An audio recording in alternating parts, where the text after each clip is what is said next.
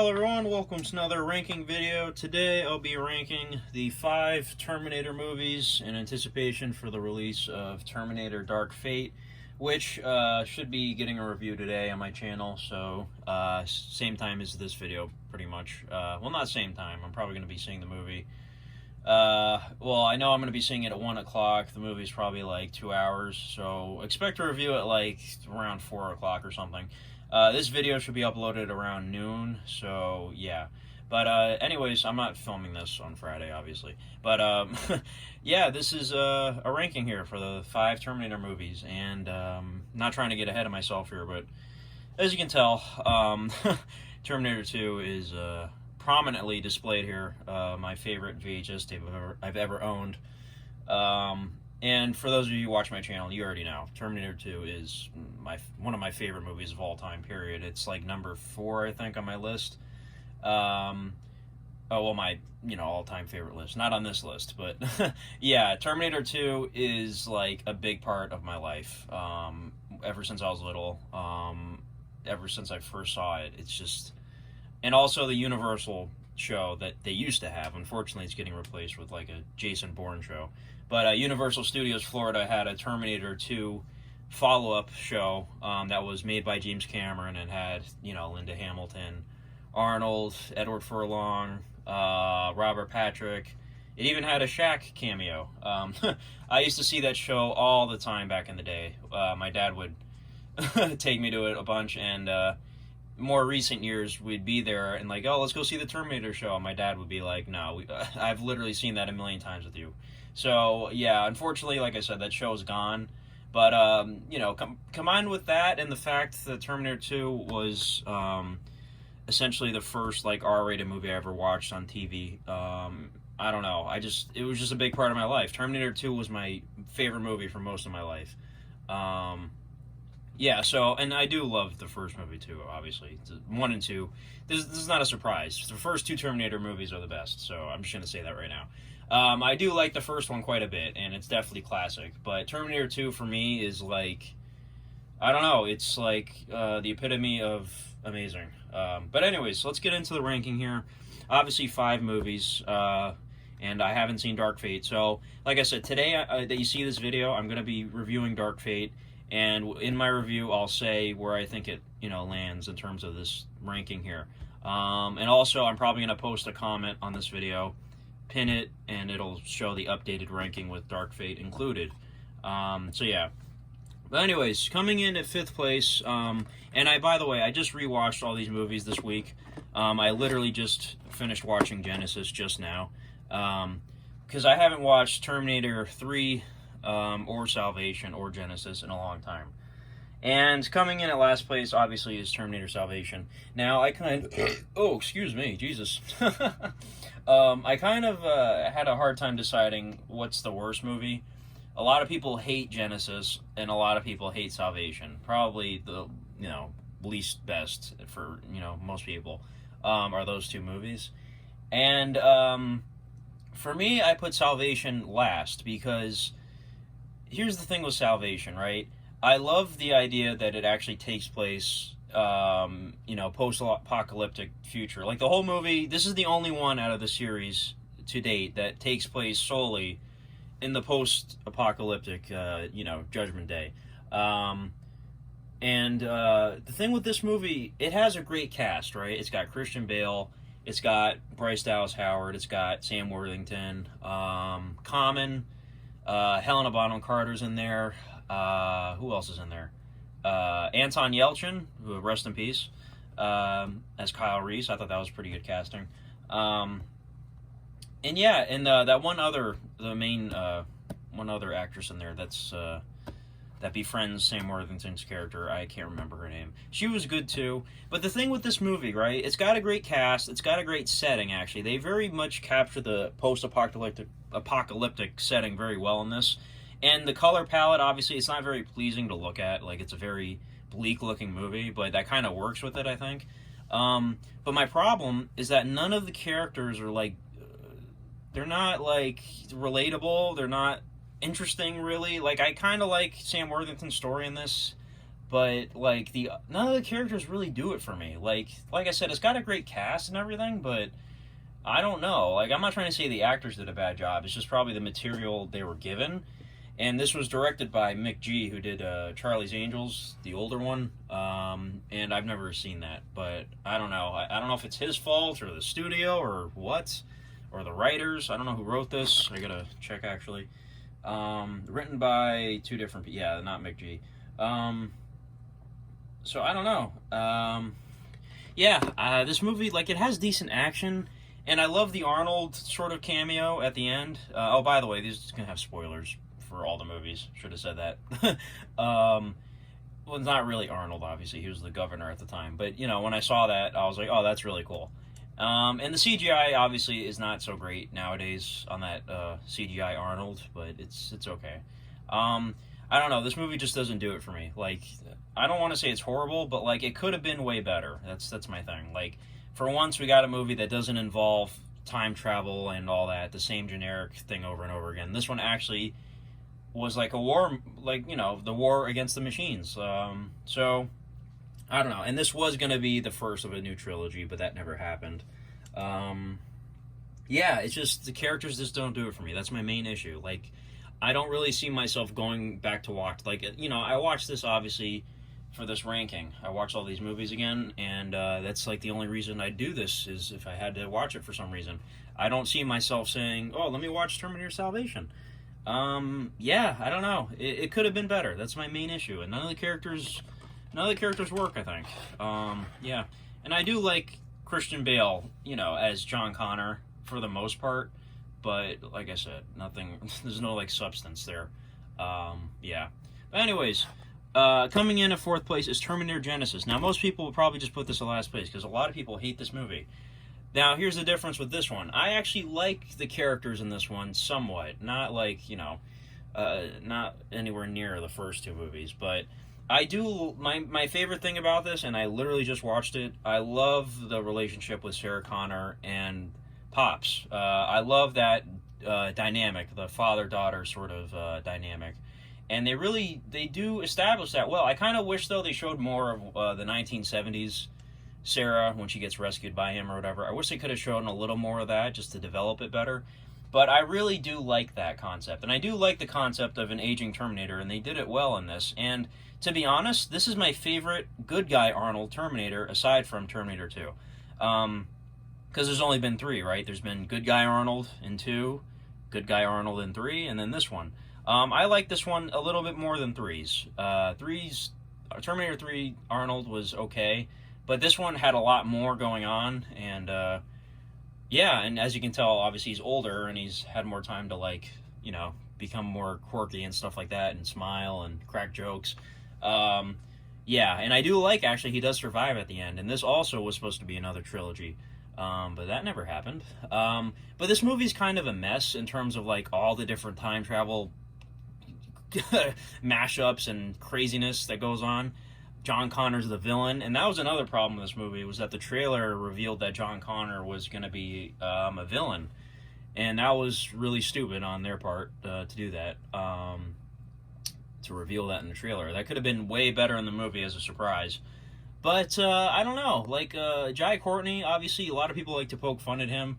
Now, my thing with Jai Courtney is, you know, they say first impressions or you know, that's how you view a person, is because of the first impressions you have of them. I first saw Jai Courtney in A Good Day to Die Hard, and everybody knows that is an abysmal movie. So ever since then, I've seen Jai Courtney as, like, I don't know, like, I'm sure he's a decent actor, because, like, I really like him in Suicide Squad, actually. I thought he was great in that. But, like, now, whenever I see Jai Courtney, I just think, oh god, it's him from A Good Day to Die Hard. It's not going to be great. And honestly, in Genisys, I thought he was okay. Like, he wasn't horrible. I thought he was okay as Kyle Reese. Like, he didn't seem to be phoning it in, I guess. Like, I don't know. Like in A Good Day to Die Hard. But he was okay as Kyle Reese. And I really like Emilia Clarke as Sarah Connor. She actually has a similar sort of face, like Linda Hamilton. She actually kind of looks like her, so it's pretty good casting, I guess. She was okay. And then, you know, John Connor was played by Jason Clarke, is his name. I'm not really a fan of his. He's an okay actor, I guess. I don't know. I just see him. Anytime I see him, I'm just like, meh. Like, I don't know. Like, I love Dawn for the Planet of the Apes, and he was in that. But I don't know. He's just like a whatever actor to me. And yeah, I don't know. But like I said, the saving grace for this movie, I kind of like the characters, and it is watchable. Like, you can just turn your brain off and watch this, and it's a stupid, fun movie. Well, I don't know if fun's the right word, but you know what I mean. It's just a dumb action movie you can just watch and enjoy it, I guess. So that's the difference between this and Salvation. So Terminator Genisys is 4th place. All right, coming in at 3rd place, Terminator 3: Rise of the Machines. Now everybody knows this was the first one that James Cameron didn't come back for, and it really shows. I have not watched this movie in a very long time, and when I rewatched it, I was actually kind of surprised. I was like, oh, you know what? It's not as bad as I remember. Because I used to hate that this movie existed, right? Because Terminator 2 ended things perfectly. There was no need to make sequels, and obviously this happened. But, I think the villain's okay. Kristanna Loken, however you say her name. She was pretty good as the TX. I like that Terminator. It's pretty cool. Arnold was, obviously great. Not as great as the first two, obviously, but still, he had some good funny moments. Your levity's good; it relieves tension in the face of death, or whatever he says. That's a pretty memorable line. And the action in this is actually pretty good. There's a lot of great practical action in this, even though they obviously used a lot of CGI and whatnot. But the part where TX is driving that crane vehicle or whatever, and it's destroying all those buildings, and there's tons of car wrecks and all that, that's great practical action. And I do like Claire Danes as Catherine Brewster. I thought she was a good addition. Her character was cool. And Nick Stahl was actually pretty good as John Connor. I don't know why. I just had this memory of him being bad for some reason. I thought he was actually pretty good. Obviously, I wish they had Edward Furlong come back, but it's not a big deal. So yeah, and you know what? This movie kind of does make a good point of, like, Judgment Day is inevitable because, in Terminator 1 and 2, if you prevent the thing from happening, how could Arnold have gone back in time in the first place? You know what I mean?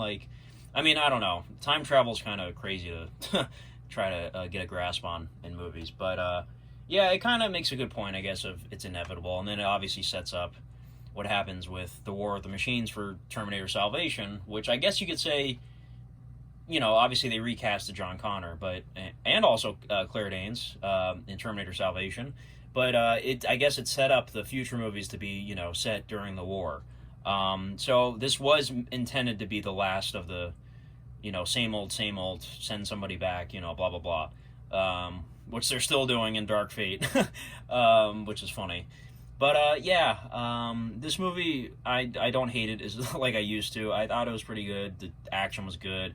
And a lot of people were probably upset that Linda Hamilton wasn't back in this. And you know what? It kind of makes sense from a perspective of, like, the first movie had Sarah Connor, the second movie had Sarah and John Connor, and then this one just has John Connor. So it makes sense as a trilogy, I guess you could say. So I don't know. And I do love the scene where they rob her grave and it's got a whole bunch of guns inside. I'm like, oh, that's such a Sarah Connor thing. Yeah, I don't know. Terminator 3, it's okay. Nowhere near as great as the first two, obviously. Yeah. All right, so Terminator 3.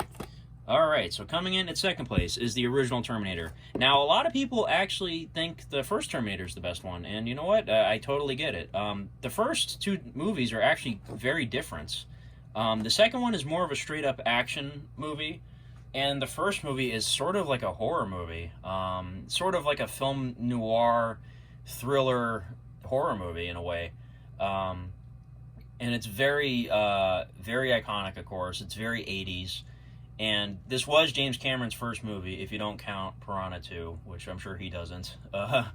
Yeah, I don't know. Terminator 1 is classic. I'll be back, and come with me if you want to live. And obviously those two lines are repeated through all the movies. But, yeah, Terminator 1 is an iconic movie. Like, I don't have much else to say. But, good practical effects and whatnot with Arnold and as the robot. And Arnold is arguably one of the best villains of all time. It's funny. there's like I think there's like rankings for best movie heroes, best movie villains. Arnold in Terminator 1 and Arnold in Terminator 2 respectively have been ranked as one of the best villains and one of the best heroes of all time. So that's pretty amazing. And you could argue the Arnold in this movie is a better villain than the T-1000, but in my opinion, I think T-1000 is the best villain of all time. That's just me. Well, you know, I guess you could say Thanos in more recent memory is a very good villain also, but just for me, for nostalgia and, you know, iconic status, I think the T-1000 is the best villain of all time. But Arnold in this movie is an excellent villain. He is intimidating, he is scary, and yeah, I mean, just a great villain, and obviously ever since he's been the hero. But I don't know, Terminator 1 is classic, so it's a fantastic movie. Yeah, kickstarted everything. So Terminator 1 is second place. Now, number 1, Terminator 2, of course. Now, one quick thing before I get into the movie. This 4K version of the movie, apparently a lot of people don't like it. Now, I'm not like a technical genius or anything. Like, I don't know anything about specs or aspect ratio or, I don't know, frames per second, picture quality, digital noise reduction. I don't know anything about... That's why in my unboxing videos, I don't go into the technical details about movies. I just don't know anything. So, what is it about this 4K that people don't like? Because I watched it and I thought it looked great. I don't know. What's the issue, really? I need to... If anybody could tell me in the comments, what's the problem with the 4K transfer? But anyways, Terminator 2 is the best action movie ever made, in my opinion. The sequences in this are so well executed. The flow is so well done. From the Pescadero escape scene to the molten steel scene, which is, you know, led into by a car chase, which is led before by them destroying Cyberdyne, which, you know, everything flows perfectly in this movie, and the characters are amazing. You know, some could argue Edward Furlong's acting wasn't the greatest. I've never had a problem with his acting. He's supposed to be a little kid, obviously. He's like 10 years old in this movie, the character at least. And I thought he was fine. And obviously the T-1000 is the most frightening villain I've ever... Like, you know, when I first saw this, I thought he was the most frightening thing ever. The contrast between him and Arnold, you'd think Arnold would be the stronger one, but the T-1000 is the stronger one. Arnold is literally one of the most... Arnold in this movie is one of my most favorite characters ever. Like, his whole journey, like, you know, the way the movie ends, you know, I honestly, I still tear up when he, you know, is lowered into the steel and gets destroyed and he gives the thumbs up, and it's a very sad but beautiful ending, and I don't know, it's just a very cool thing to see Sarah Connor at the end of the movie, you know, respects the Terminator and all that stuff, and yeah, it's just... This movie is a masterpiece on every sense of the word. Like, in every sense of the word, this movie is a masterpiece. It's infinitely rewatchable. I literally have this movie, like, memorized. I've seen it so many times. James Cameron, excellent job directing this, of course. And the CGI, of course, this movie was groundbreaking. The CGI still holds up that they used on the TV. Some could argue that the CGI in this movie is better than the CGI in most movies today, because the way they use it is brilliant. They perfectly blend CGI with practical. There's just as much practical as there is CGI in this. I think there might be more practical, actually. And this movie's got so many iconic moments. Hasta la vista, baby, of course. I love Arnold's line, "I need a vacation." I remember when I first saw that, I thought it was so perfect. Like, he just went through all this stuff, getting beat up, and he's just like, "I need a vacation." This movie is, I don't know, I can't sing its praises anymore. Everyone knows this Terminator 2 is a masterpiece, and it's never going to be topped.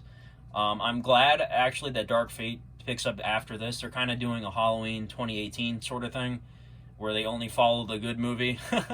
Whereas this series, there's 2 good movies, and they're following up on both of them. But I'm hoping Dark Fate is at least a good follow-up to this, but obviously nothing is ever going to come close to Terminator 2. It's beautiful.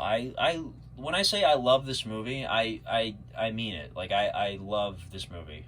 It is a huge part of my life, and it always will be.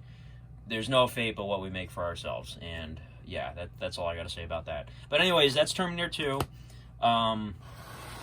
And if I could include the Terminator 3D show at Universal Studios, it would be right here. It would be third place. That's how good it was. Even though it didn't make much sense, I guess. Like, oh wait, why is this all happening again? I mean, it was a short show, so obviously there's no real exposition going on. But anyways, yeah, I missed that show. I wish it was still around. But that's it, guys. If you agree with my ranking, let me know. Let me know your rankings, and if you agree or disagree with anything I said, please let me know in the comments. I'd love to talk about it. And like I said, once I see Dark Fate, I will pin a comment and show my updated ranking. But that's it. That is the Terminator franchise. Absolutely love it for the most part. Yeah, but anyways, thanks for watching, and have a good one. Bye-bye.